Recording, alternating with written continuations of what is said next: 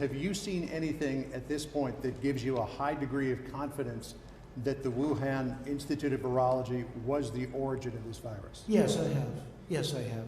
And I think that the World Health Organization should be ashamed of themselves because they're like the public relations agency for China. And this country pays them almost $500 million a year, and China pays them $38 million a year. And whether it's a lot or more, it doesn't matter.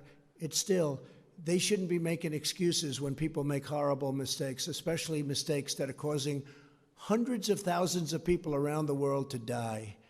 I think the World Health Organization should be ashamed of themselves.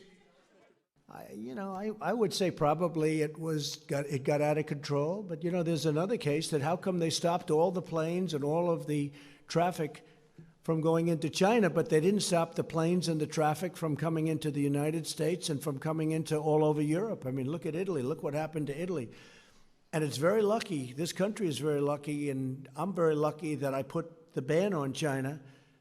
As you know, very early on in January, we put the ban on in China, and that was a very early date. That wasn't a late date. That was an early date. Then we later put the ban on in Europe.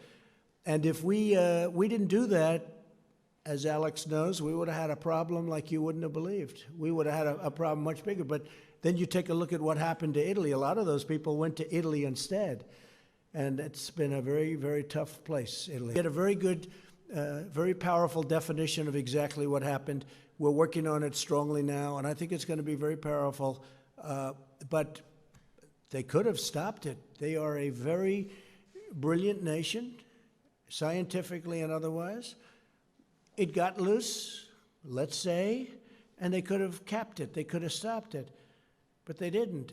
But they stopped planes from going to China, but they didn't stop them from going to the rest of the world. What was that all about, Jim?